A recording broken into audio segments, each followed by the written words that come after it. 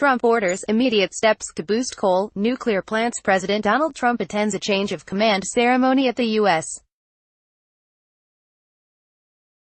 Coast Guard headquarters, Friday, June 1, 2018, in Washington. Admiral Paul F. Zukuf will be relieved by ADM. Carl L. Schultz as the Commandant of the U.S. Coast Guard. AP photo, Jacqueline Martin, Washington, AP. President Donald Trump on Friday directed Energy Secretary Rick Perry to take immediate steps to bolster struggling coal-fired and nuclear power plants to keep them open, calling it a matter of national and economic security. Trump, who has frequently promised to bring back coal jobs, believes that keeping America's energy grid secure protects our national security, public safety, and economy from intentional attacks and natural disasters.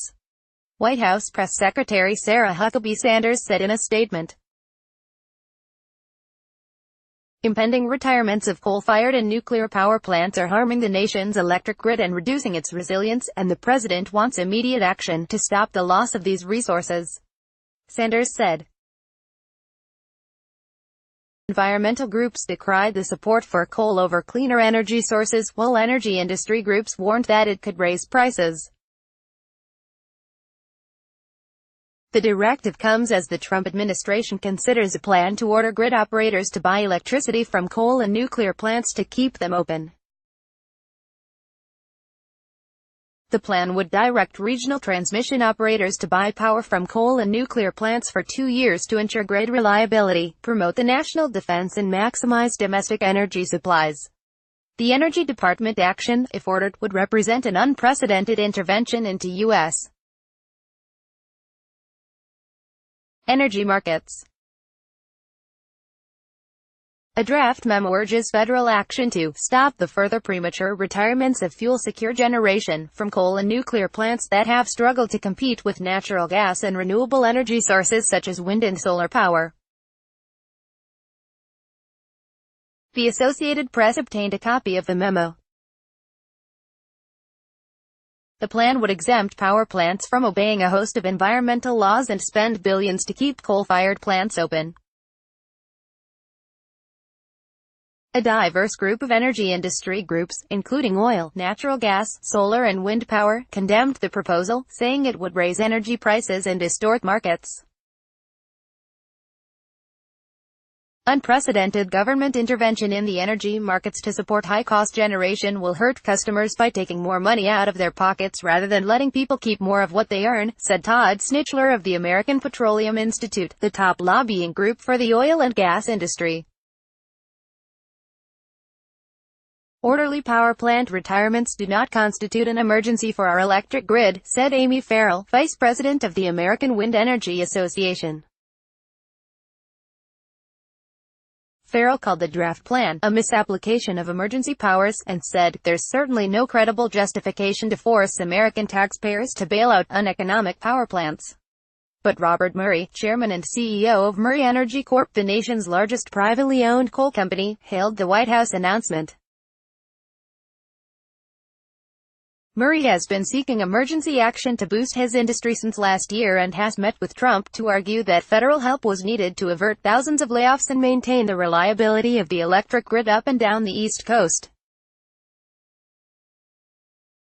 "We support all efforts to ensure the security of our nation's electric power supply, which is critical to the reliability of our electric power grids, to low-cost electricity and to our national defense," Murray said Friday in a statement. The draft plan calls for the Energy Department to exercise emergency authority under a pair of federal laws typically reserved for wars or natural disasters. The plan calls for Perry to use the Federal Power Act and the Defense Production Act to temporarily delay retirements of coal and nuclear plants. This prudent stopgap measure will allow coal and nuclear plants to remain open while the department takes further steps to secure the grid, the memo said. Among those arguing for federal action is Jeff Miller, a well-connected GOP fundraiser who has served as an advisor to Perry and other Republicans and ran Perry's unsuccessful presidential campaign in 2016. Miller, who also is close to House Majority Leader Kevin McCarthy, Califf dined with Trump in April along with McCarthy and GOP donors. Miller is a lobbyist for First Energy Solutions, a bankrupt power company that relies on coal and nuclear energy to produce electricity.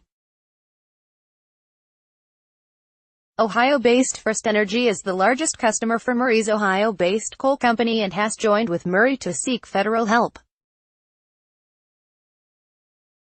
Michael Panfield, director of federal energy policy for the Environmental Defense Fund, called Trump's directive an unprecedented, illegal government handout to the coal and nuclear industries and vowed to fight the order in court. Americans should not have to pay for dirty, uneconomic coal plants that pollute our environment and make people sick, especially when there are cleaner, more affordable energy options available, Panfield said. The Independent Federal Energy Regulatory Commission rejected a similar request by Perry in January, saying in a unanimous decision that there's no evidence that past or planned retirements of coal-fired power plants pose a threat to grid reliability. The draft memo was first reported by Bloomberg News, ____. Follow Matthew Daly, https://twitter.com/Matthew Daly. Copyright 2018 The Associated Press. All rights reserved. This material may not be published, broadcast, written or redistributed.